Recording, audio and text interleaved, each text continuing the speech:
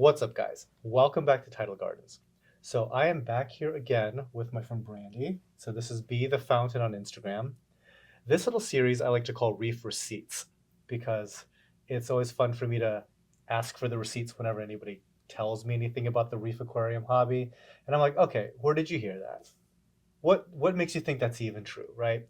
And so this idea kind of spawned from our thinking that there's like this disconnect between the scientific community and the reef hobbyist. In many ways, the reef hobby is extremely advanced compared to the scientific community. However, there's plenty of times where there is a very basic question that we have in our heads, and it turns out that the scientific community has already had extensive publication around this exact topic that we are simply unaware of. I have a science background, but I never really pursued it extensively because I don't really like delving into scientific literature. Brandi loves this stuff. She also has an extensive academic background, but this is her jam. So she's preparing several different scientific studies, and we're going to learn a thing or two. I've gone into this with no preparation whatsoever. So this will be Exciting. as new for you guys as it is for me. New for me as it is for you guys. So what are we looking at today, Brandi?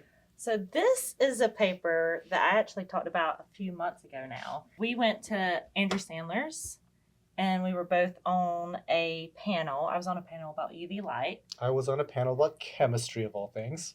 Yeah, because you're great at chemistry. Mm.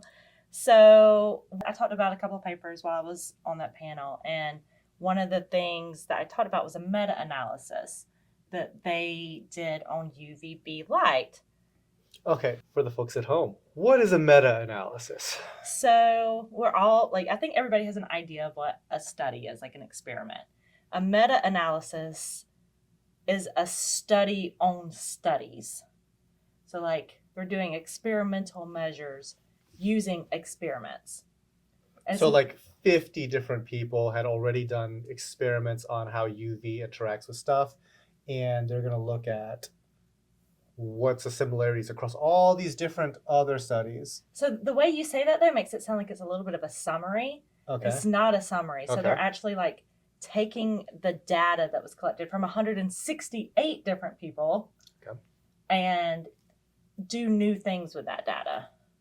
Okay. Gotcha. Key difference. So one of the things that they were looking at specifically in this meta-analysis was UVB radiation's impact or how it impacts marine organisms. So there are a few meta-analyses that look at UVB radiation, but not on marine organisms. Okay. And before you delve into it too deeply, Yeah. obviously this is kind of a topic that has kind of been, I guess, in The zeitgeist. I've been using that word a lot. Have you? It's a good word. Yeah, the zeitgeist of the Very Reef Aquarium German hobby. of you. Yeah, I know, really. But it has been like top of mind, and a lot of recent content has kind of like focused on, is UV something that's missing from what it is that we do in the way that we light our tanks and stuff like that. And so there's definitely some opponents and proponents of this. So it is kind of nice to then delve back into the literature and see what was out there. What did people find from before? Yeah. And like one of the key differences about this particular study is that they don't look at aquariums whatsoever. So it might not be necessarily a one-to-one understanding of UVB and how it impacts our aquariums, but I think a lot of the assumptions we're making about what corals need is coming from stuff like this that we just are unaware of. And I don't know that off the top of my head, but so we have like the visible light spectrum, and right around 400 nanometer, you go from like the really, really, really deep violet to ultraviolet, which is invisible. And that first band is UVA. And that goes down to like 380-ish maybe. I think 375. In that ballpark. Close enough, yeah. But then past that, you get into UVB and then UVC. And UVA, not great for you. UVB and UVC will mess you up. So these studies all are looking at UVB. Oh, I actually had the UVB spectrum Okay. right here, 280 to 315. Okay, 280 to 315 nanometers. UVB is super dangerous for pretty much all organisms. And this study said that like over and over and over, like this is dangerous. Organisms living in the ocean have different things to screen them. All organisms do. Like we tan because in reaction to UV to protect ourselves from UV. So all organisms have these different UV screening pigments or DNA mechanisms. The moment you walk into UV, your cells immediately start having mutations from the UV radiation. So we have things going along our DNA to fix those mutations. There's also behavioral responses. What do you do if you're in the sun? If it's hot, you're standing in the sun. What do I do? Yeah. I get in the shade. So that's a behavioral response that a lot of organisms have. And that's actually something that they looked at in these papers too, is different things that behaviorally animals changed because they were in sunlight or being exposed to UVB. So one of the other things that I've seen people doing, particularly Tullio, and I think it's an interesting way that he was looking at this, was looking at how much UVB is coming from the sun. Tullio is at Reef Bright, and he makes metal halide bulbs that have some UVB performance, I guess. So I think like just considering how UVB is reaching organisms now is really important because we are receiving more UVB now than we have in decades, not decades, millennia, because of the ozone layer. So the ozone layer actually filters out a ton of UVA, a ton of UVB, a ton of UVC. But think, what was it, the 1990s, they banned, 1979, they realized that the ozone layer was being damaged. And around 1990, they put regulations in, like globally, that would help immediately stop the ozone layer deterioration and hopefully eventually it would continue to grow back, repair itself. So knowing that what's the existing level of UVB is not actually a good measure of what corals might need or fish might need or chinoderms might need. Because it's considerably more than they evolved to handle. So you're saying there's more UVB now? Than there was maybe 40 years ago? Really? Even after like the regulation stuff? There is more ozone now than there was in 1990. Okay. But that's still less than there was for the millennia that all these organisms were evolving. Okay. So like the processes like the UV screening pigments and the cell repair, those different processes didn't evolve to deal with that level of UV that they're currently receiving. Another thing that I think is really interesting, and I think I was talking to you about this earlier, was just like the misconception of how much UV actually penetrates water. We have this idea from old textbooks probably that UV only penetrates water a certain, like a very small amount. Mm-hmm. But there are studies that show like when they go out and actually measure how much UVB is penetrating the ocean, it goes much deeper than we would expect. In a turbid estuary, right, so like probably muddy water, not super clean, it's UVB, when you go out and measure it, it's only hitting like 0.5 meters, so not super deep into the water. But in clear coastal waters, typically 12 meters. It's like 30 feet. Mm-hmm. How many stories is that? Like 2, 3? 2? 2 to 3. Yeah, so it's a big building, right? Yeah. So that's kind of interesting because I don't know where we got the idea that UV didn't penetrate. Because I've heard that before, that UV doesn't penetrate. If you've ever been scuba diving, right? Immediately when you jump in the water, everything is like very daylight colored. You still see a lot of the reds, oranges, yellows, and all that stuff. You don't have to go down very far before a lot of that stuff gets cut out because that's like the longer wavelength light. And so once you get down to about 50 feet, you see really two colors. You see blue and black. And it's because like only the shorter wavelengths are making it down to that depth. 100 feet, really just blue, right? But you would then think as the wavelengths get smaller, it would penetrate better. So yeah, that's interesting that we kind of had this assumption that UV does get soaked up so early. And I wonder, and this is like kind of going into the conclusions of this paper, and this might even be a second paper we want to do one day, but phytoplankton takes up a lot of the UV, and the amount of phytoplankton in the oceans has decreased dramatically in the past like 70 years, like 60-fold less than what it used to be. So that's a big drop in phytoplankton. So maybe at one point UVB was penetrating deeper, or not penetrating as deep because the phytoplankton was soaking it up higher up.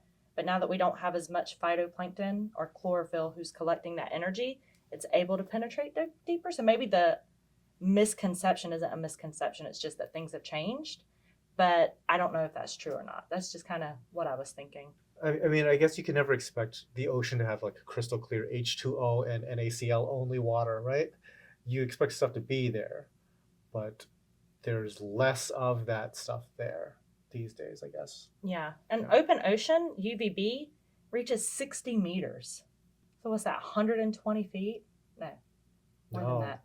60 would be like about 180. Yeah, so that's like, Yeah, it's really deep. so, and UVB is being measured that deep. So it's not just that, like, guesstimating or calculating when they go down with the actual UVB meter. An open ocean where there's very little phytoplankton, it's penetrating super deep into the water. Yeah. Oh, so to clarify my thought earlier, it's not just the water itself that's soaking. It's all The the little ions. particulates and organisms and everything else. So there's two major things that soak up UVB, and it's the particles in the water, so like things actually being dirty. So like mud, dirt, microplastics, It's a thing.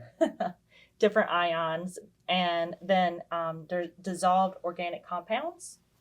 So a lot of that is going to be your chlorophylls, your phytoplankton, your zooplankton, like the tiny little organic creatures that live in the water is what's taking up a lot of it too. So those are the two main things that are going to impact UV penetrating into the ocean.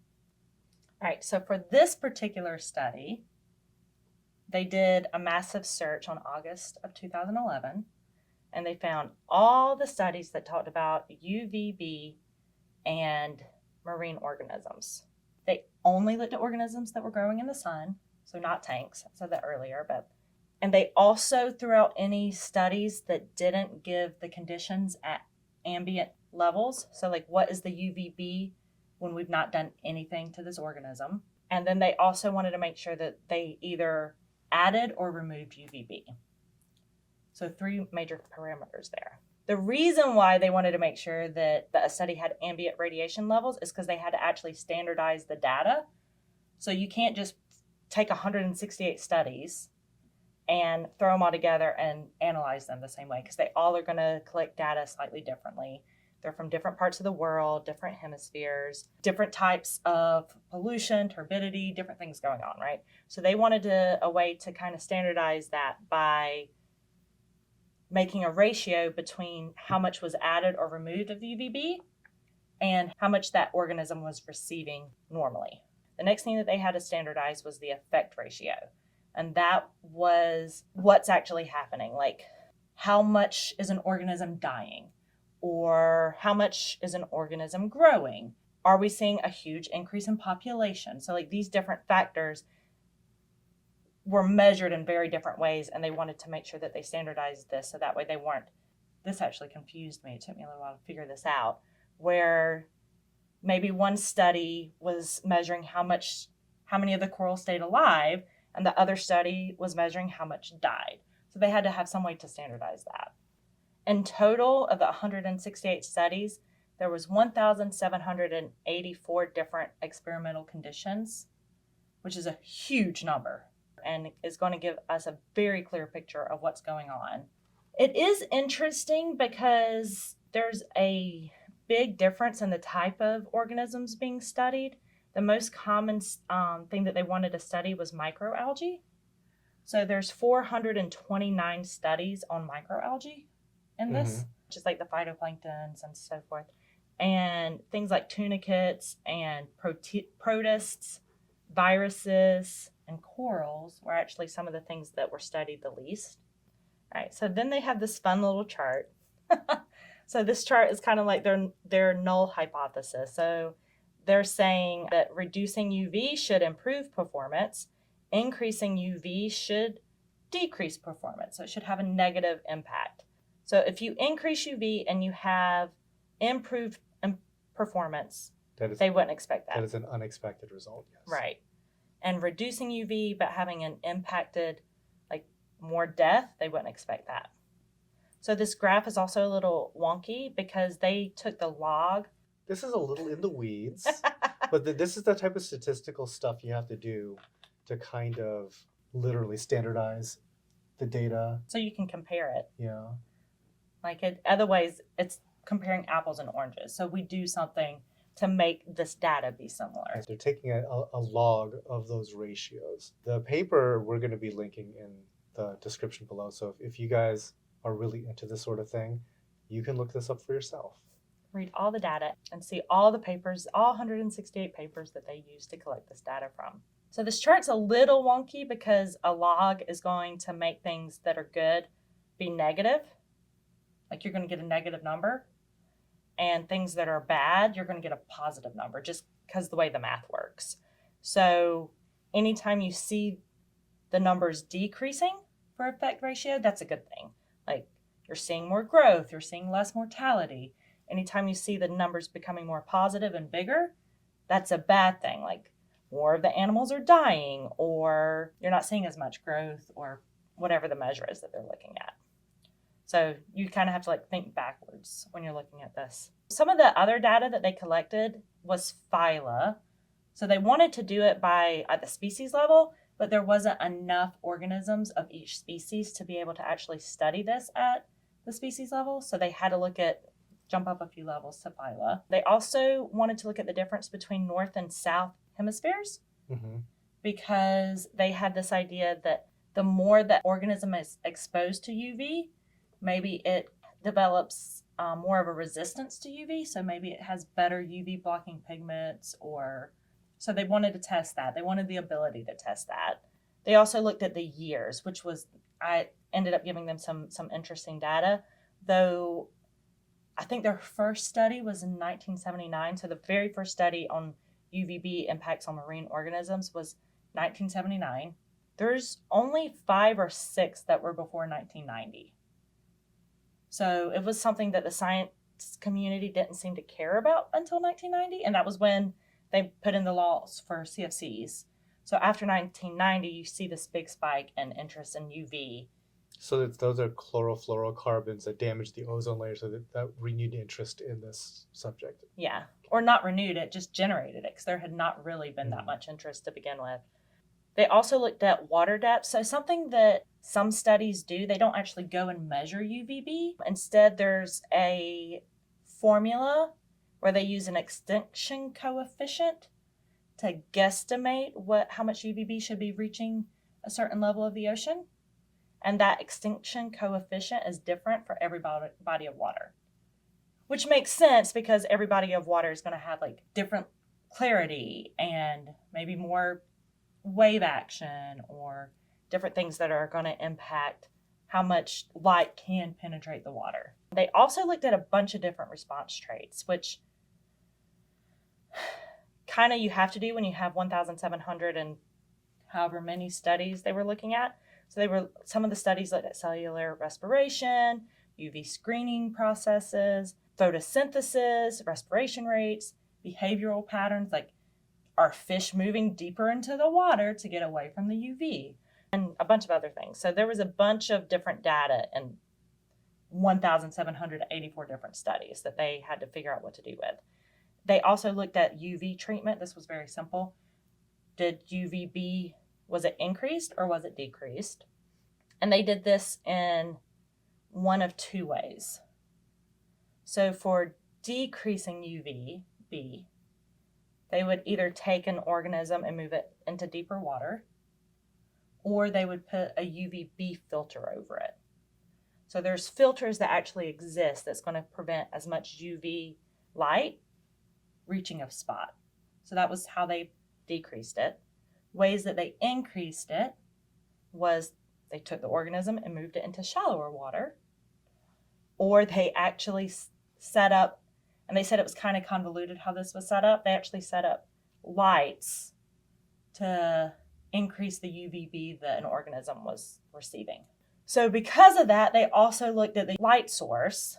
They wanted to see, do the light bulbs make a different kind of impact from the sun? And there wasn't really much of a difference there, but they wanted to just double check. Checking all the boxes, right? So in total, they had 24% of those 1,000 and something studies that increased UVB, 860 studies total. And really what those studies were looking at was the impacts of more UV. Like, is this going to be bad? 76% of the studies, so the majority of them, looked at decreasing UV. And what those studies were looking at was trying to determine how much stress an organism is already experiencing because of UVB. Which is kind of loaded, right? Like, you're coming in there with this assumption that a decrease in UVB is always going to be beneficial. So the results was that UV was most detrimental to early stage organisms like eggs and larvae. So for like corals, that very early stage where they're not very good at life anyway, they're going to be more likely to die during the spawning, which was the same across the board for most of the organisms. They did find that southern hemisphere organisms seem to be more resistant to UVB effects. So that's an interesting finding. Does it though? That's what they said in the study. Okay. One of the other things that you have to think about is that since 1990, we have seen a decrease in the amount of UVB that's hitting the Earth's surface, but UVB causes a high mortality rate. So it's been, 30 years since then? So the organisms that have been being studied, which is most of these studies, might just be a survival of the fittest thing. Okay. So we're only looking at organisms that didn't die from UVB because those are already dead. Mm-hmm. So when we see that we have some organisms that are doing better in UVB, it might not be that they're doing better. It might be that all of their competitors, all their competition has already been murdered by UVB. Gotcha. So, throw it in and see what survives. It's happening in the oceans too. So we have this really interesting graph. Basically, on this left side is reduced UVB. And the more negative this is, the better it is. So when we reduce UVB, we have more positive effects on all these phylums. So there's not a single one that had a problem with reduced UV. Mm-hmm. And so plants, the fish, the echinoderms, so what's that, like urchins and starfish, viruses, protists, basically all of them did better when they reduced the UV. And everything did worse when you increased UVB. I think we kind of typically would assume that.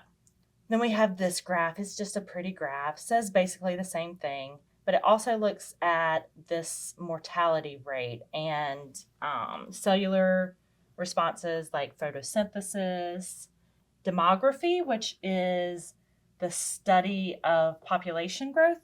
So that would be like taking a combination of birth rates and death rates and reproductive rates and to see what's going on. So all of those things in general do worse. So populations are not going to grow when you increase UVB. And all those things do better. So population's going to grow when they reduce UVB. So the most sensitive thing, so the most likely thing to be impacted by UVB, good or bad, was mortality. So very, very high mortality rate, 0.6, one would be the highest, when UVB is increased. And they see a very steep decline in mortality when they decrease UVB. Cellular molecular actions like cellular respiration, photosynthesis, next impacted, all the way to behavior. Like when UVB increases, you're going to see things like fish swimming deeper into the water to get away from it. When UVB is decreased, you see them come up higher into the water column. And then when we look at the actual phyla of organisms, fish were the most impacted, by UVB, and this had more to do with when they were looking at egg and larval stage of fish. So fish and larvae die really intensely in UVB. Like there's going to be a ridiculous amount of fish death. But the corals, the cnidarian, they're not as impacted by the UVB. There's still some impact. Like there's some sensitivity to it. Like you're going to see more negative when UVB increases, and you're going to see more positive when you decrease it, but it's not nearly as impacted as some of the other organisms. So, that reminds me. There was a little while back that I heard that there were studies being done on corals as kind of like a novel source for kind of like skin care protection for like sunscreens and stuff like that. Like they had a very interesting novel method to protect themselves from UV, and I literally just thought of that when you're showing the slide. But yeah, I mean that kind of checks out. I mean you're seeing like statistically significant evidence that corals are actually quite resistant to UV. They're impacted, but not as much as anything else. Everything else seemingly that was studied. They tend to be better at that than the other organisms do. And so that also makes me wonder, because I know that a lot of like the really shallow water species, and this is something in particular, I was thinking like anemones. There's certain anemones that historically really struggle in home aquariums. And to some degree, I guess like acropora and stuff like that too, where they're known to have like RTN, that type of stuff. Or like Ritterite anemones. They almost always die from like a bacteria infection. But these are also the organisms that sometimes are completely exposed to air. And so they're just basically baking in the sun for like 4 hours every single day. And while they themselves are resistant to the UV, perhaps everything else on them is getting sterilized like regularly.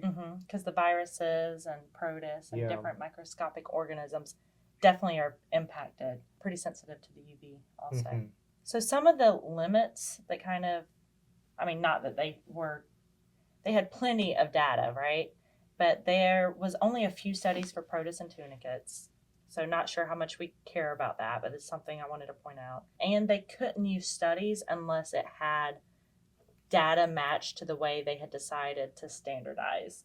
So if a study was a really good study and had some interesting data, but they didn't tell you what the UVB levels were to begin with, they couldn't use it. They had to throw it out. And that's just the nature of when you have 168 different people, not different people, because there's 4 or 5 people in each one of those things, collecting data in slightly different ways, and then you're trying to mash that together.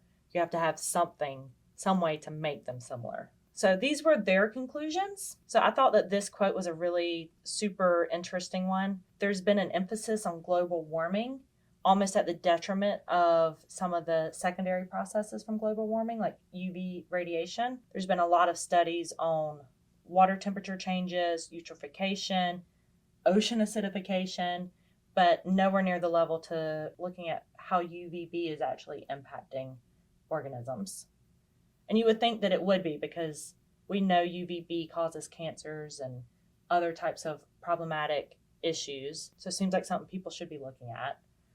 They look at it for terrestrial organisms. So there's a ton of studies on like amphibians' impacts from UVB and human impacts from UVB, but not that many with marine organisms. And some of that might be coming from this idea that UVB just isn't penetrating very deeply into the ocean, but it is. Like when they go measure it, it is. Like it's just, that's a fact. It's hitting these organisms. They also kind of wondered or suggested, because there's been so much focus on those other things that we know are problematic, that maybe we didn't catch some of the declines in organisms that were actually due to UVB radiation. So like one of the things they were talking about is like fishery collapses. I don't know, some of the fish species that have collapsed and they've stopped fishing haven't really recovered. Like they would have expected them to recover and they haven't. And maybe that's because their eggs and their larvae are just being decimated by the UVB. So interesting. Yeah, the way we think that these things should recover just isn't happening because of that. And maybe the same thing with coral reefs, right? Like when there's spawning events and we don't see maybe as many settle as we think. Maybe they're being killed by UVB. When you said that, at first I was thinking, doesn't that happen at night? But the settling process and the early stage growth, that obviously takes a while. That will be impacted by UV, obviously. Yeah, and if UVB is hitting 30 feet into the waters, 30 meters. 12 meters, 30 feet. Okay, 12 meters, 30 feet. Okay. So, like, most likely they're getting UVB radiation at a time that they're very sensitive and they don't have a lot of the mechanisms in place, like creating UVB pigments to protect themselves or the DNA mutation fixers. Like, a lot of those processes just aren't working yet. So, it could be very detrimental also just for these organisms to repopulate themselves. There's also, we were talking about this earlier, there's been significant phytoplankton mortality from UVB. So phytoplankton has been severely impacted by UVB. So it's not good for phytoplankton. It's also not good for every other organism that relies on phytoplankton, which is all of them. To protect them from UV. Well, and then eating it, right? Like, so that's a food source that's gone. And animals that eat the phytoplankton are also not going to have as much to eat. So it impacts the food web on top of the fact that it's also allowing more UVB to penetrate the water. It's like a food source and a protective layer that you're losing simultaneously. And so they talk about the Montreal Protocol, and that was a bunch of countries got together and said, we're going to stop allowing CFC, chlorofluorocarbons, to be released into the atmosphere. And they just assumed, all right, now that we've stopped using these, UVB is no longer going to hit the earth. So, like, there's just some general misconceptions that they suggested that might be impacting why there's so few studies on this. So few, right? Compared to other types of organisms. So there's also like some secondary and tertiary issues here, because when years where we have an elevated UVB, like more than normal, we also see high warming of waters. So we know that corals tend to lose zooxanthellae when water is warmer, whether it's from just they don't like it or bacteria, whatever's going on. So they're losing their protective pigments because it's warmer. And then they're also getting blasted with UV. So that can be problematic too. Like, corals might be more resistant to it, but if it's coinciding with warm water, they're becoming less resistant to it. And so, like, some of the other things that I think this kind of stems from here is just looking at how phytoplankton has been reduced in the oceans and how phytoplankton is such a big filter for UVB. Also really interesting, 91% of the data that they looked at followed the pattern of increasing UV caused bad things and decreasing UV caused good things. Or at least not bad things. Right. Well, no, like actually good things. Like, mortality was less when you reduced UVB than when it was at its normal state. So good things. But that means 8%, almost 9% of the data found the opposite trends, that increasing UV caused good things and decreasing UV caused bad things. So looking into some of those studies, I think is super interesting. Most of those studies that I looked at quickly talked about pathogen mortality. So, like, it wasn't that the UV was beneficial. It was that the UV killed pathogens that were attacking the coral or the urchins or whatever it was. It's lesser of two evils sort of thing. Mm-hmm. It's like, this UV doesn't feel great, but I had an infection before. And it killed the things that were eating me, right? Yeah. So a lot of that data that doesn't match what you would expect is because of a secondary or tertiary reason from the UVB changes. That does not make me feel like I should be in a huge hurry to add UV to my systems. As far as like a light source, ignoring for a second that this could be really bad for your vision, could be really bad for your DNA. Some cancer. Possible cancer risk. It literally hurts everything else too. Mm-hmm. So yeah, I don't love it. Looking at more detail at the 8% out of 1,700 studies, right? Like 8% showed like maybe there's some benefits of increasing UV. So that's kind of downplaying the 92 though. Yeah, that's a lot. Yeah.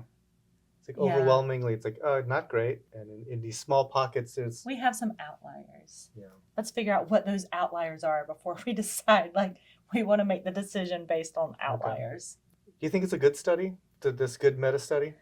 Yeah, I think that this took a ton of work. It was published in 2013 and they collected all this data in 2011. So they spent like 2 years reading all these papers and transforming all this data.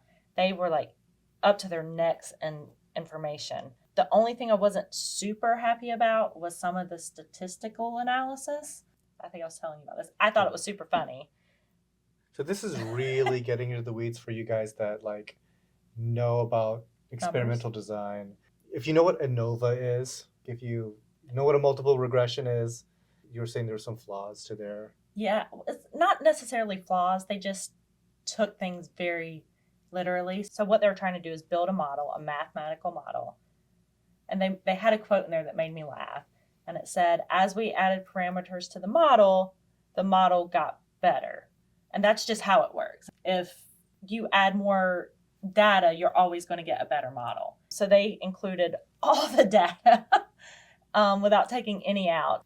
So they didn't really do a whole lot of analysis to determine which one of the variables didn't matter as much. And I would have liked to see more talking about like, these are really impacted by UVB and these aren't as impacted by UVB. So, but each of those parameters were significant on their own? They didn't get into that. What they got into is... So they might have just been including completely insignificant parameters into their model. Because it made their model be more significant. I'm thinking back to like when I took my one statistics class where we did, work on multiple regression. And I thought that like very early in the process, you'd want to determine the significance level of each thing individually. Mm-hmm. And then when you started to combine it into like a bigger model, you have to kind of cull some of the ones that are individually significant, but not good enough for the overall model's benefit. Yeah. So that's called being parsimonious. You want to have as small of a model as possible, Mm-hmm. few parameters as possible that still gives some predictive value. Right. And they just included everything because they're like, it's like an everything bagel. Yeah. Which is simply not as good as a bagel that has a better focus. Yeah. Any last minute thoughts on this? I love the fact that there is this much data out there about UVB and that someone took the time to do this meta-analysis. And this is 2013. So there's been more data collected since then in other studies. I think the biggest thing to me was just the revelation that when they went out and actually collected data on the UVB and the water, that it was penetrating so much deeper than we assume it does. And like you said, like from your story with the diving, it makes sense that it would. Like the alternative is like, why did we think that in the first place? But okay, very cool. Well, all right, guys. Thanks so much for watching. And thank you so much for putting all this together. I mean, I think it's a monumental climb just to consolidate all this information and make it remotely accessible to anyone hearing this. So again, thanks so much for the receipts. We're always looking for the receipts. Of course. Don't forget to like, comment, and subscribe if you like this sort of thing. Hope to see you guys next time. Bye now. Bye.